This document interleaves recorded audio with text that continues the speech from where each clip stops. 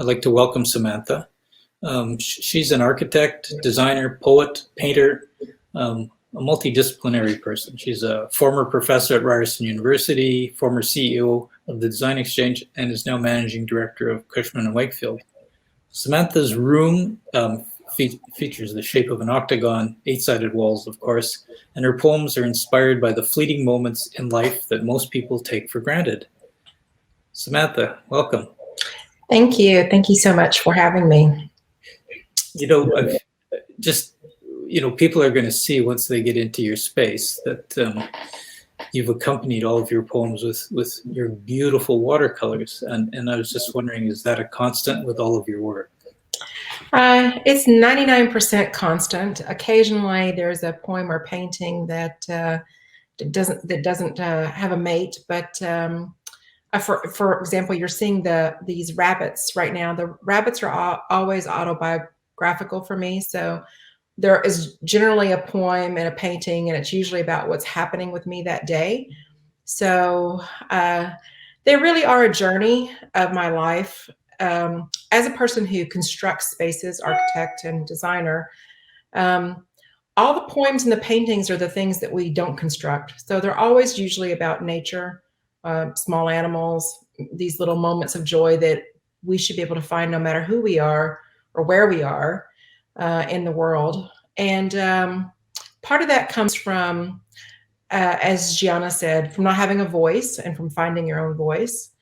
And then also about trying to find happiness. So for me, it's sort of this idea that happiness is something you just look for every day. And if you can find a little moment of happiness every day, then you'll be happy.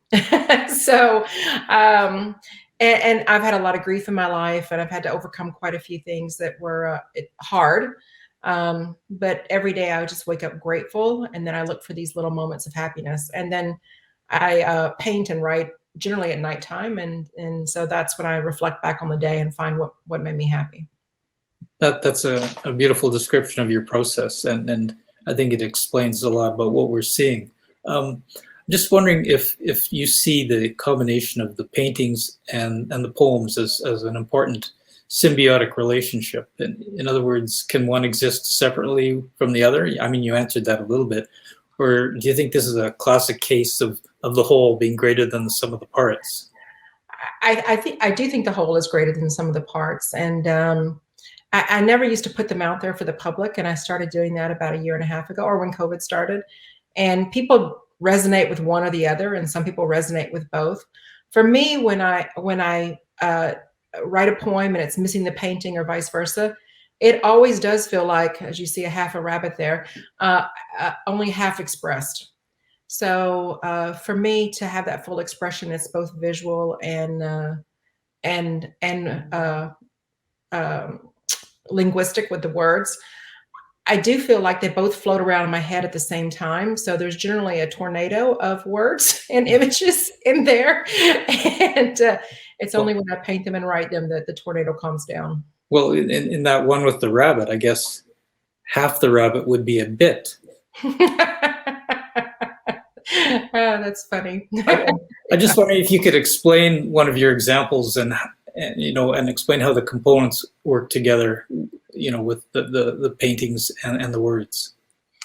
Sure. There's a good example in the gallery that's projected, and also the projection is sort of animated, thanks to one of my dear friends who animated the painting for me, Eric Jakowski.